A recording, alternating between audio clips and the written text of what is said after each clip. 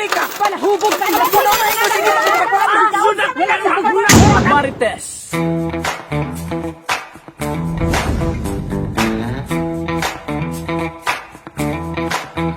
Ikat maning bayhala, oh. Mauning problema sa mga tao karon.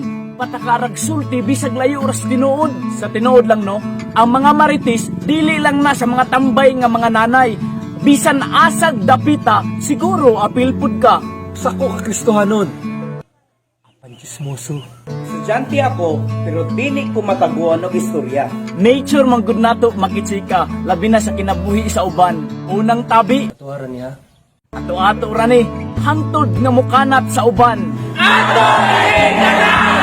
Ang chismis nga walay kapuslanan pagkanindot sa dalunggan, ipangtabi sa silingan, ni kanat sa tibuok baryo, hangtod nakaabot sa imo.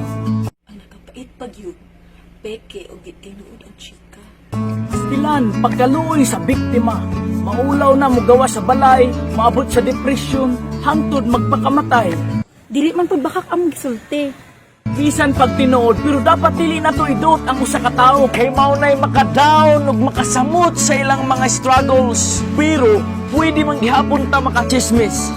Marites is a gift from God. Instead of negative, atong isulti ang mga positive. Dito ta sa tabi nga makaayo sa atong isig katao. Makapa-lift up o makapa-inspire pagkapot sa mga goal. Maka-encourage sa pagpadayon. Makahatag o kalipay ngadto sa uban. Makalignon sa tagsa-tagsa ka mga relasyon. Ug labaw sa tanan, ichismis nato ug ikanat ang dakong gugma sa atong buhi nga Ginoo. Marites, Mari, ano ang greatest love of God? Mabuti ka! Palahubog ka!